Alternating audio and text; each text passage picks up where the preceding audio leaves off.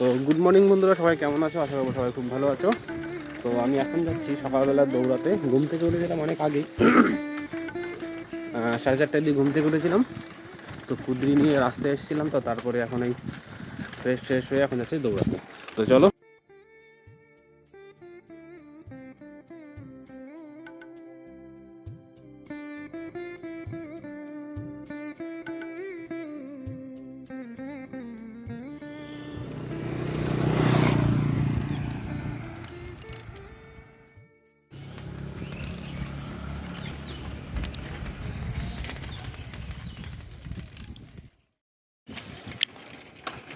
বন্ধুরা, এখনও মাঠে কেউ তেমন আসেনি, হয়তো অনেকে 6:30 পৌনে 7টা বাজে।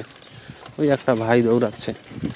তো চলো আমিও দৌড়াই, প্র্যাকটিস করে কমপ্লিট করে তারপরে বাড়ি যাই। দেখি আজকে কতটা দৌড়াতে পারি। আগের দিন তো মোটামুটি 10 পাক দিয়েছিলাম, আজকে একটু বেশি দেওয়ার চেষ্টা করব। তো চলো ভিডিওটা দেখতে থাকো।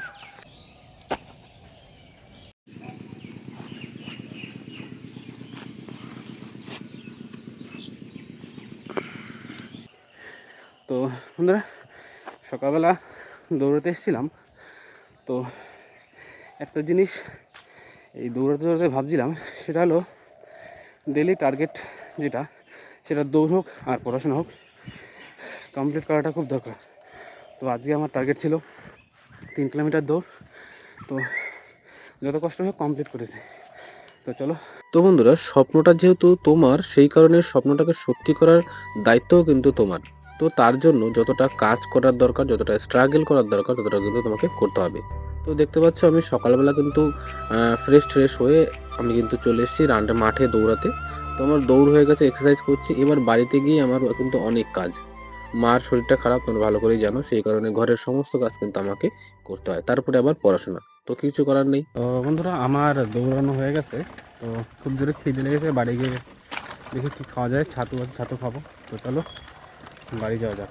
খুব জোরে খিদে লেগেছিলো, দৌড়াতে গেছিলাম, দৌড়ে এসে ফ্রেশ হয়ে তো আমি এখন একটু খাবো ছাতু।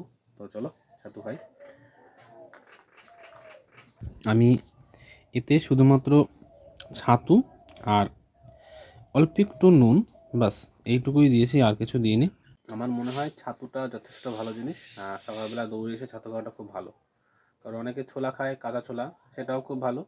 যদি কেউ কাঁচা ছোলা খেতে না পারো, তাহলে তোমরা ছাতু খেতে পারো, ছোলার ছাতু যেটা, সেটা খেতে পারো।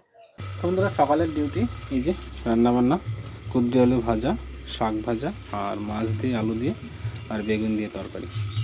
তো এদিকে কুদ্রি আলু ভাজা হচ্ছে, আর ওইদিকে ভাত হবে। তো জল গরম হচ্ছে। তো চলো রান্নাবান্না করি, তারপরে তোমাদের সাথে কথা হচ্ছে পরে। তো বন্ধুরা, সারাদিন প্রচুর পরিমাণে ব্যস্ত ছিলাম, রান্নাবান্না করা, খাওয়া দাওয়া। তারপরে সন্ধ্যাবেলা আমার পড়া ছিল। তো পরে আমি জাস্ট বাড়িতে এসে রুটি করেছি। তো রুটি করে খাওয়া দাওয়া করে এই জাস্ট পড়তে বসলাম টেবিলে।